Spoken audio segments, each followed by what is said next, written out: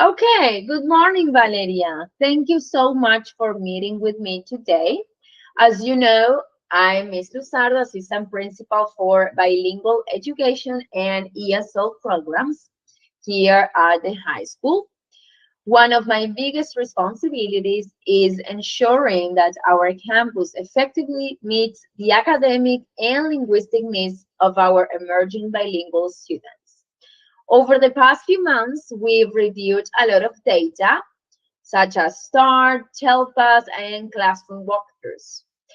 And it's clear that our EB students are still not making the progress we want to see, especially in reading and academic language development. Good morning, Ms. Luzardo. I am glad to be here. I am Valeria, the ESL specialist on campus, and my role is to support our EB students, both directly and indirectly, by coaching teachers, planning interventions, and helping implement strategies aligned with the ELPS. I completely agree with your observation. The data speaks for itself. We have made small gains in some areas, but our EB group subgroups continues to underperform compared to non-EB peers, especially in reading comprehension, the vocabulary, the inference making. Exactly. That's why today's meeting is essential. Our goal is to analyze our current data, particularly the STAR results, and the priorities outlined in our campus improvement plan. And from there, create professional development plan that not only give teachers tools, but also ensures consistent implementation and follow up. What do you think? Okay. Do you agree? Do you think that's okay? That's fine. I totally agree with you. Okay, let's have a look at the data then. Okay. Let's begin with the STAR data. According to our latest campus results, 62% of all the students met grade level expectations in reading. Okay. But when we isolate the EB subgroup, only 38% met grade level. That's a 24-point gap, and that's not something we can overlook. Exactly. When we desegregate further, it gets even more revealing. In English 1, around 65% of EB students reach approaches, 32% reached meets, and less than 10 reach masters. Meanwhile, over 70% of non-EB students reach the meets. That difference reflects not just academic gaps, but also gaps in language access.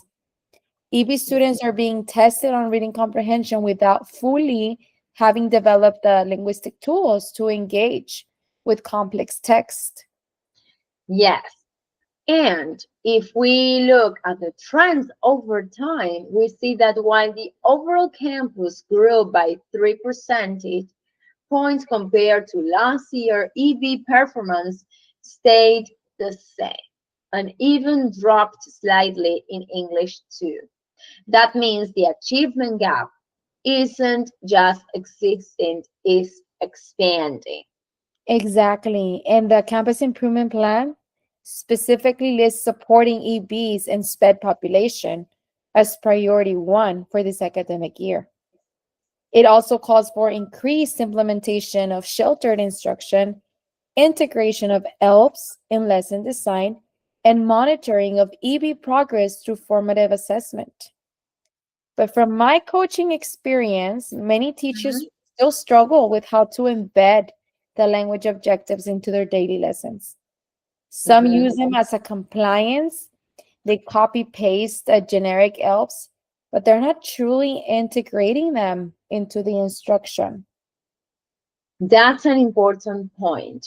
I've noticed during walkthroughs that while teachers are posting objectives or the learning targets, they are not always teaching toward those objectives. They are lacking intention. It's almost symbolic rather than practical. Exactly. Mhm. And connecting this to the leadership project I've been working on, on major finding was that EB students receive very limited structured practice in listening comprehension and academic discussion. Because the problem with the EB students is that although they can speak the language, they cannot write or express in academic English. That is what is required mostly in this type of testing. Yes. They often read silently or work independently, but there is little emphasis on interactive language processing, which is crucial for comprehension and vocabulary growth.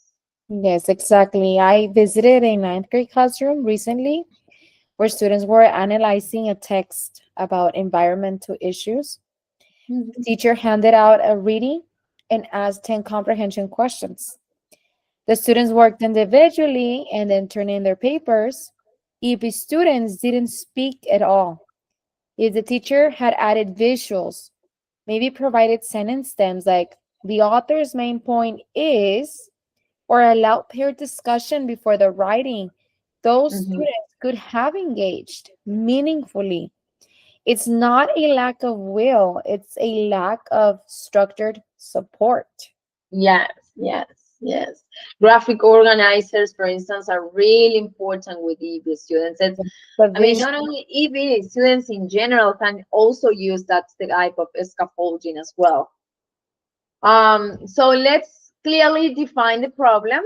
Teachers across content areas are not consistently implementing instructional strategies that integrate both language and content objectives. Because of that, EB students can't fully access grade level text or demonstrate comprehension, which reflects directly in STAR results. absolutely. The inconsistency is a major concern.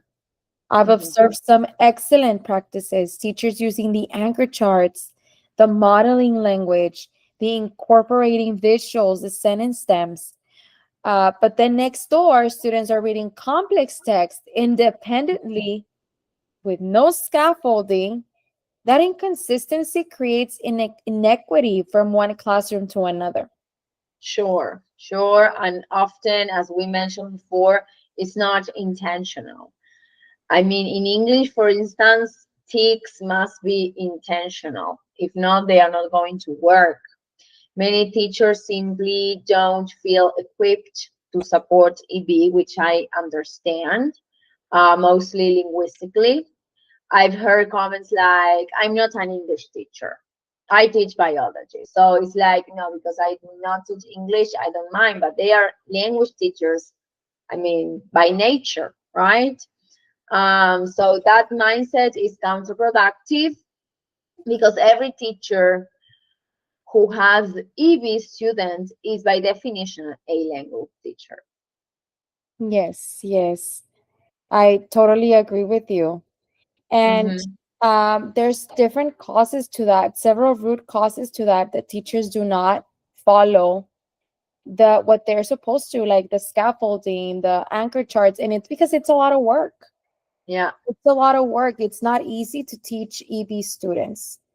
But in order for them to succeed, we need to apply all these strategies so they can, I mean, grow academically for and learn sure. the language and get the comprehension that they need to succeed on those assessments. For sure. For sure. And we cannot neglect them the education they deserve. Yes. So we have identified several root causes, like I mentioned. Mm-hmm. Probably limited training in EB, specific strategies or sheltered instruction.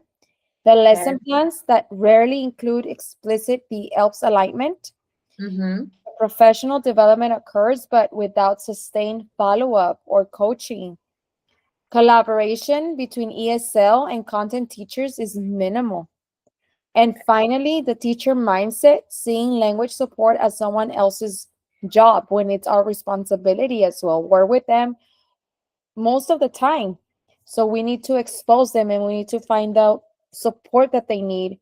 And there's many ways we can help these students succeed.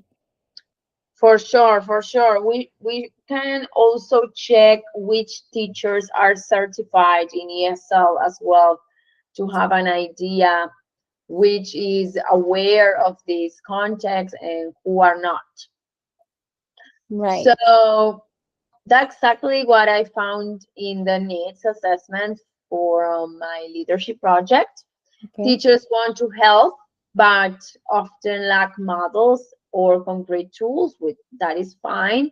The campus improvement plan even includes an action item about monitoring sheltered strategies through walkthroughs, but we haven't established a system for accountability or feedback. Right. And that's where our professional development plan must go beyond compliance. It's not just about training, it's about creating a cycle, a learning, implementation, reflection, and refinement. Yes. So let's design the professional development plan for these teachers who are needing help, which I don't blame them. It's not easy, but I'm happy and glad that they were honest from parents with their concerns and issues in the classroom. So let's try to find a way to help them throughout this school year so we get better results in our tests and they also grow, right? So let's move into solutions. Our overall goal is to improve EB's reading outcomes by equipping teachers with strategies that integrate language and content objectives, incorporate scaffolding, and include ongoing formative assessments, all aligned with ELPS and STAR standards. What do you I like think? that. I like that. I'd also suggest specific teacher outcomes, such as Mm-hmm, teachers will analyze EB data and set growth goals for their classes. mm-hmm, Teachers will plan lessons that include both content and language objectives. Teachers will implement at least two scaffolding strategies in every lesson, every mm-hmm, reading lesson. mm-hmm. Teachers will use formative assessments to monitor EB progress regularly. Okay, perfect. Now for the PD structure, I propose 3 sessions, Okay. each building upon the other. Session one, let me please tell me your comments or suggestion that you may have. Okay. Session one, data and goal setting. Teachers review STAR and benchmark data. It could be on Eduphoria, or we can also check the map testing as well. Identify gaps for EB students, and set actionable goals for their own classroom. Yeah. Scaffolding and academic language, that is session number two. Teachers learn strategies like visual sentence stems, structure partner talk, think alouds, and academic discussions. They redesign one of their lessons because something I really paid attention throughout the walkthroughs was that I don't see or I don't perceive much student discourse. And I want the student to own their process of learning. I want them to, because most of the classes are teacher centered. So we need to encourage them to do it student centered and also motivating student discourse. I Yes. think we should, in this PD, we should include the strategies on how or which activities encourage students discourse. Okay. Yes. I And totally agree. okay. And session three, ELF and formative assessment. We can see different types of formative assessments because they tend to do exit ticket quizzes, but there are many strategies and ways to do that. So teachers write language objectives alongside content objectives and create formative assessments such as graphic organizers, rubrics, even games can be a formative assessment. Even Mhm. a role play, mostly with EB, would be, Yeah. of course, an exit ticket, which there is I also noticed a misconception regarding exit tickets because most teachers think that it must be at the end of the class, but it can be after the warm up. We can also see how that works with them. What do you think? I totally agree. I like the session one, that analyzing data. I think that's crucial for teachers to understand because Mm-hmm. you can actually see where students are lacking that instruction. and Mm-hmm. maybe you can focus on that depending on your class. So if you see that one of your classes struggles with this specific skills, you can try to focus maybe through small group. And again, we go back, where are you getting this information? From the data. But if teachers don't have access and are not exposed to analyzing and actually going over and reviewing all of that data, Yeah. I mean, they're not going to have any idea of what's going on. Like, they're just there to teach, right? Yeah. Um, so exposing them to that, I think that's awesome. The session two, I would like to make session two more hands-on, Okay. modeling each strategy. Maybe we'll give teachers time to rehearse in pairs, like do it together, pair up. One plays Yeah. the teacher, the other the student, and then they can debrief. And when they Mm-hmm. practice, they internalize. And it's an excellent way for them to realize the impact it can make on education, the impact it can make on the students, since they get to maybe pair up with maybe a student that is high in English, right? They speak Mm-hmm. perfect English and they're really good in reading. Now, pairing up with someone that is high can help them open up as well. Yes, we can also, I was thinking, we can also do a presentation data. I would like teachers to Uh-huh. download their data from the start test or summative assessments they have, even map testing. And I would like them to present the data, the patterns they have, what they are doing in class in order to improve that, or what are their expectations. And also I would like them to group them according to the map data, because as map testing or map data is based on growth. Okay. I would like to pair them or to work in teams where with intention. Yeah. Okay, that one kid can help the other and so on, but I would like them to rotate, not to be the same group every Yes. year. But Yes. Yes. we can see that. We can see that. I was thinking also that after each session, teachers will have a classroom challenge.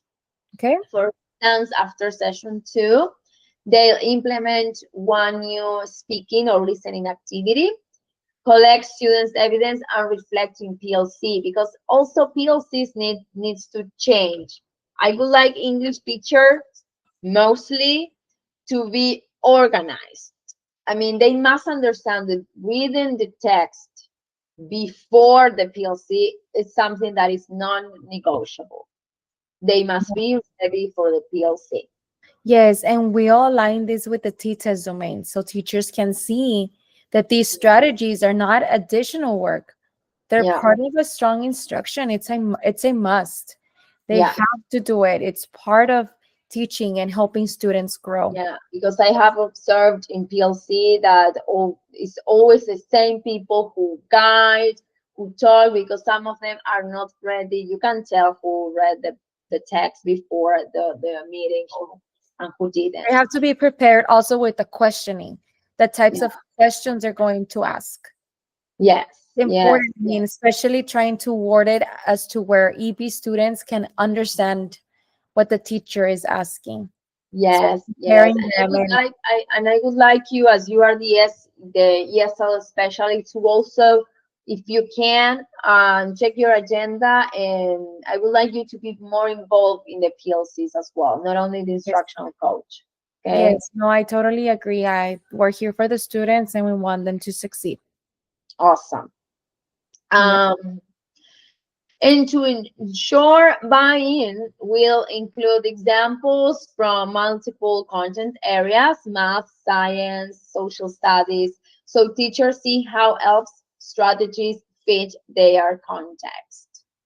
That's the key. Too often, Mhm, professional development ends in the training room. We need a system that ensures transfer to the classroom, that they're actually applying everything that they learned in mhm, the classroom with the students. I mean, they have to make sure that, I mean, if we're having all of these professional development, it's for a reason. And mhm. they need to apply, they need to make sure that they're following the expectations as well. Exactly, for sure, no doubt. Our follow-up will happen in 3 phases. That is what I was planning to do. Let me know your opinion. Yes. Focused walkthroughs 1 week after each PD. We'll use a short checklist. Was speaking or student discourse, listening strategy, observe, were scaffolds visible? Did EB students engage orally? Because for sure they do not want to participate, but we have to try them to talk, to speak, to be engaged. What is to be engaged, right? Yes. Because sometimes they answer questions, but they do not write anything. So we have to see that. Feedback Yes. meetings within 48 hours of the walkthrough, because I don't want to do the walkthrough and a week later to provide feedback. I would like to give immediate feedback as much as possible. Each teacher receives one glow and grow. Example, glow, you effectively used visuals. Grow, next time, integrate sentence stems for pair discussions. Of course, we have to be a little empathetic with this part. You know that feedback, sometimes teachers are a little sensitive or gets a little emotional or nervous regarding feedback, so we have to be careful on this part. Yes. Always constructive, supportive, encouraging. Yes. PLCs for reflection. Teachers bring students work or exit tickets and share successes and challenges as well, right? Yes. I would love to include peer observation as well. Peer Mm-hmm. observations. A few teachers can volunteer to open their classroom for short visits, and colleagues can observe the use of ELP strategies in action. Sure. Seeing peers implement them makes it more real. Mm-hmm. Sure, Yes. sure. I like that. I like that. And that also builds team, right? They don't get isolated or jealous. They share, and that's good and truly positive for the team. Yes. We compare newer teachers with those who already show strength or experience in shelter instruction. So I believe that's great idea. Yes. And for those who need extra support, we can create coaching cycles. Mm-hmm. Observe, model, co-teach, reflect. That ongoing support changes practice much more than a single workshop ever could. Yeah, for sure, for sure, for Yeah. sure. That is a great idea.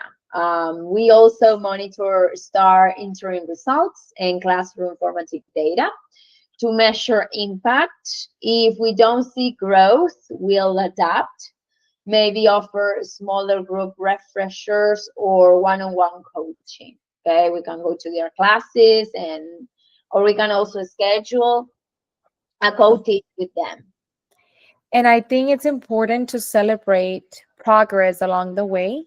for sure. Maybe highlight one classroom success story each month in faculty meetings. When Mm-hmm, teachers see that EB students are participating and succeeding, motivation spreads. mm-hmm, So I think that would be a great idea, a great implementation to motivate students and teachers. for sure, for sure. Yeah, that's a good idea. I was thinking that as we use a platform Inga, we can, regarding the students, we can tell teachers to put supportive messages through that platform so parents are allowed to see their growth and progress. That would That's be awesome. That would be a great idea. sure. Okay, anticipating challenges and how to move forward. Let's also be realistic, okay?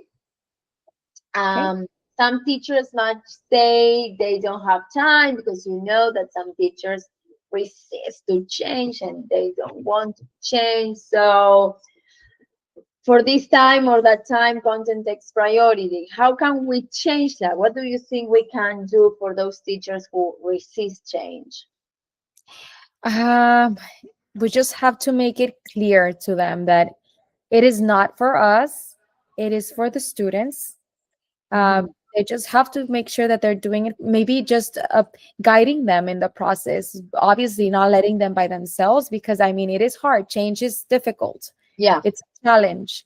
And Hmm. just holding them by their hand and guiding them in the process of not just like, you have to do it by like you're on your own. No, Yeah. we would have to model so they can see what the expectation is. Yes. Our message should be clear. These aren't add-ons, they're essential practices. Hmm. Scaffolding doesn't take away time, it makes learning more efficient. When we build language, we can build understanding. And that's something that we have to make sure that they understand. Yes, and it would be awesome also to make them understand that whenever we enter in their classroom, we are not like punishing, or we are observing to punish them. It's just to help them to grow and to motivate, to improve, right? Because sometimes whenever you enter a classroom, which is natural, they tend to change, or some of them get nervous, mostly novice teachers. So when we do this PD, it would be really constructive if we let them know that whenever we enter to observe is to help, not Yes. punish, okay? Just to observe the kids, to observe them, the rapport they have, the strategies they use. So that would be also, I believe, really positive. And Yes. I totally agree. And consistency will be another challenge, because you know that sometimes teachers start with a lot of excitement, but then to maintain this throughout the school year is difficult. So Yes. some will try a strategy once and then drop it. This is not for me. So that's why the follow-up coaching and walkthrough cycles are vital. So they can see that, okay, this is not just for 1 month, 2 months, this is going to continue till May, right? What do you think? We should also engage department heads. If we train them first, they can model and reinforce expectations during team meetings. Yeah, okay, that's And good. I think they just have to be aware of everything that we need to do in order for students to succeed and grow on those scores, on those, that percentage needs to go up. 2 points, Yeah. 3 points, it doesn't matter, but growth is growth, and we need to Yes, show it that. doesn't matter, baby steps. It doesn't Yes. matter how to grow, right? To Yes. grow. And that's a great point. We'll start with a leadership review session. Department heads, instructional coaches, and administration to ensure alignment. I think that is really important. We have to make sure also about accountability, okay, what they are counting as a grade, how they are using the rubric. In the PD, it would be truly good if you or me or together teach teachers how to use the STAR rubric, because it changed, and it would be nice if they learn how to grade those essays. Yes. Um, Tell me. Yes, and one last piece, uh, Yeah, family engagement. It's crucial too. We yeah, need I to make was going to sure ask you that they are aware of. I mean, it's gonna be hard for students, right? I mean, they need that. to. We need that support at home too. Maybe families need to understand how we are supporting their students. Maybe we can create bilingual newsletters, Yeah. some Mm-hmm. strategies and progress. Okay. Okay. I was thinking, what do you think about doing a parents meeting for the EBs? Because some of the parents don't speak English. Exactly. I think that's So, a good idea. okay, so we can explain what the TART test is about, how we are going to work, or how we already work, what steps are going to be followed from now on. And how They they are can help, support. how they Yes. can also help and support at home. Because Yes. many times those students, when they go home, all they hear is Spanish, and all they speak is Spanish or their home language, right? Yeah. So they need to be exposed to what they're gonna be tested on. Yes, I mean, if they can't speak at home, maybe listen to it through TV. I mean, there's different ways they can be exposed to. Because being in the classroom is not enough. They need to have more outside. more help. Yes, more And support. yes, and we can also let them know that attendance is really important because Yeah. sometimes they do not attend school because they go to work with their parents or father, and attendance is crucial mostly in these levels. Yes, yes, I totally agree. They need to make sure that attendance matters. Yes, yes, for sure. So it also support the district vision of inclusive partnership, but we can discuss this later.